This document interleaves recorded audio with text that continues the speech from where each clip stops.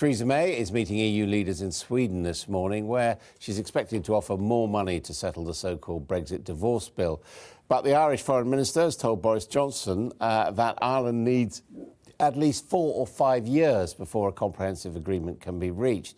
So today we're asking, is it time to move to the next stage of Brexit negotiations as the UK would like? Joining me are the Conservative MEP and co-chair of Conservatives for Britain, David Campbell Bannerman, and former Deputy Director of Britain Stronger in Europe, now Head of Brexit Advice at Edelman PR, Lucy Thomas. Welcome to you both. What do you think? I mean, have we done enough on these first 3 issues of Ireland, the divorce bill, to move forward? Yes, well, I think we have. I mean, everyone wants to get on with the trade talks now. I mean, I've just come from the European Parliament in Strasbourg yesterday. There is a move to get on to trade. I think this whole phase 1, phase 2 is unhelpful because you will not solve the Northern Ireland question without a trade and customs agreement. And you know, why should we pay money until we know the nature of the deal? So I think it's actually, it's all integrated. And I think there's a problem with the whole sort of approach from the EU side, actually, in terms of phasing it this way, which could break down, I think. I mean, do you think they're being unreasonable? Yes, they are being unreasonable. Do you agree? Yes. Well, I think that was what was signed up to. So the UK did sign up to that phased approach. And I think were that not to have happened, you'd end up with everything in a big melting pot and potentially nothing being finalised until the end. And when it comes to the bill, of course, from the EU's perspective, they want some kind of assurance that we are going to abide by our obligations. And so I understand why. Well, it's not, well, I mean, that's the money, isn't it? And it does look as if we're going to pay more.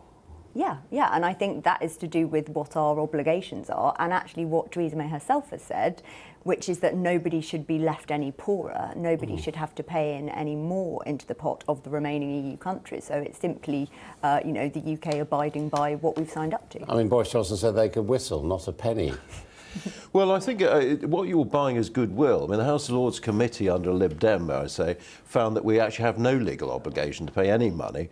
But, you know, out of goodwill, I think it is important to smooth the path to a trade deal. And that, I think, it is realistic. You look at the multi-annual financial framework, the MFF of the EU. That's a spending commitment. I mean, the budget. £60 billion is a lot of goodwill. I don't think it's that much by any means. I think you're probably talking 20, 30 billion, which is what, 3 years of EU net contributions. So it depends what we get for it, which goes on the point. You know, you don't want to be paying out money before you know actually what you're getting in return. You know, this is a deal-making process, and I think the EU have actually messed it up by phasing it. Now, what about Ireland, though? Because it really does seem as if there isn't an answer or a way to avoid a hard border. Well, I'm sorry, I don't think, you know, 4 or 5 years is a solution at all. You know, a transition period of up to 2 years is acceptable. But, you know, there are ways, technology, e-technology. You've got the same issue between the United States and Canada under NAFTA. Trucks don't slow down. United States well, trucks don't slow down. You know, it's all pre-registered. There's electronic ways of getting around. People get searched at the border between Canada and America. Well, I mean, you know, the point is, we're talking about people where we have a common, that's solved, common travel area. Have you got an answer on the Irish border?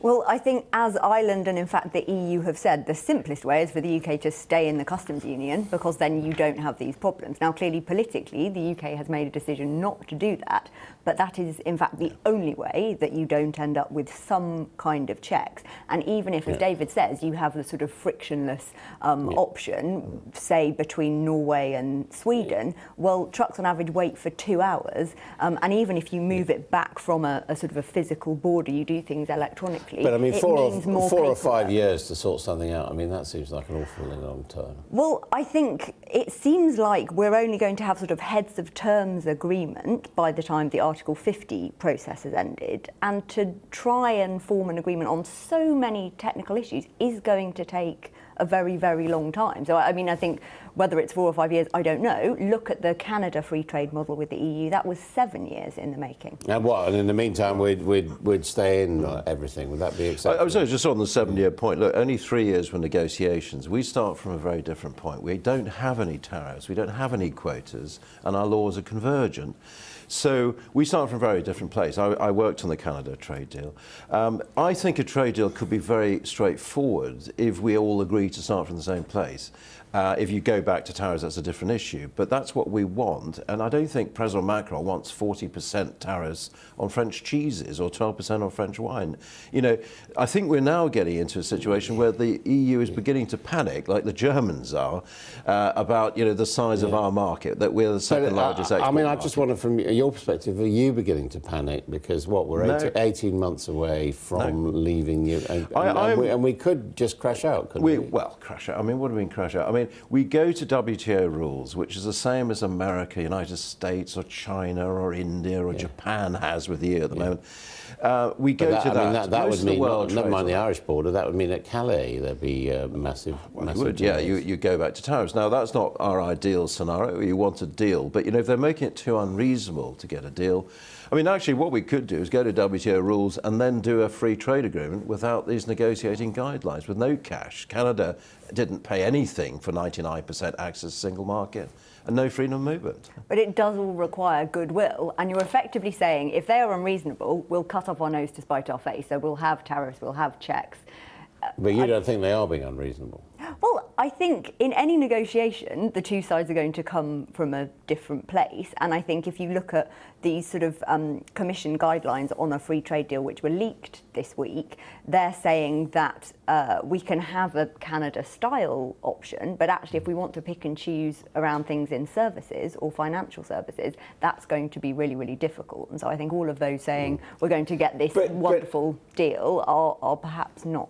But isn't there a lot of truth to say that this is cutting off your nose to spite your face, and that actually there is nothing in it for the Europeans to impose, to say, well, we're not going to cooperate with you in this area or that area, because they would lose out as well?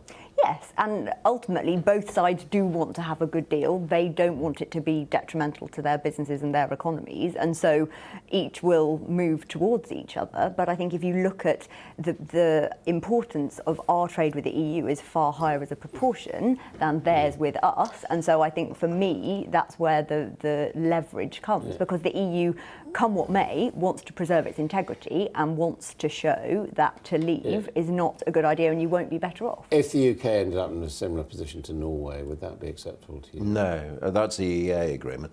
And the trouble with the Norway option, which I have studied, I mean, it does give some good freedoms, but you have full freedom of movement, that you're not solving the immigration issue. You're outside the European Union. Well, you have to take all the single market legislation, like, you know, we'd have to just sign up without MEPs like me.